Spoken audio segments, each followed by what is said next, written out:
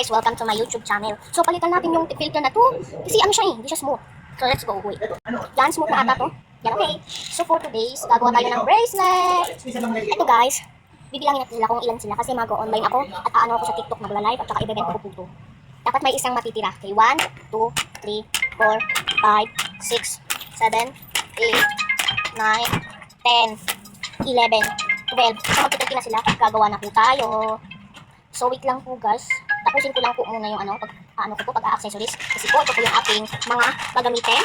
Saka wala po pala yung ating gunting. Nasa bag ko po. Ito po. Ito po yung bag ko. Ito po. Chen, baka may tubig.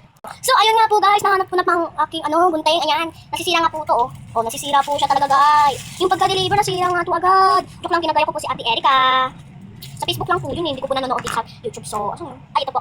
So gawa na po tayo.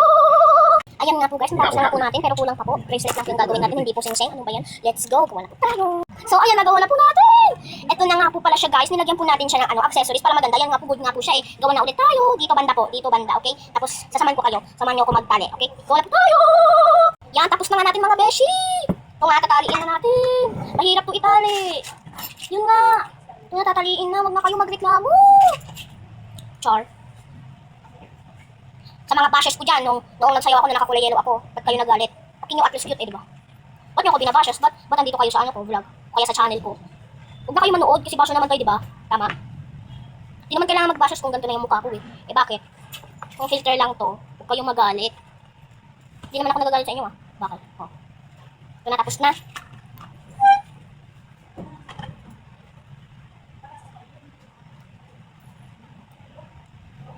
Wait lang. Ayun nga, tapos na natin. Susuot na natin sila lahat. 1. Ito 2. Ay, mali. Ito yung 2. Yan. Ito yung 3. Ito yung 4. Ito yung 5. 6. 7. 8. 9. 10.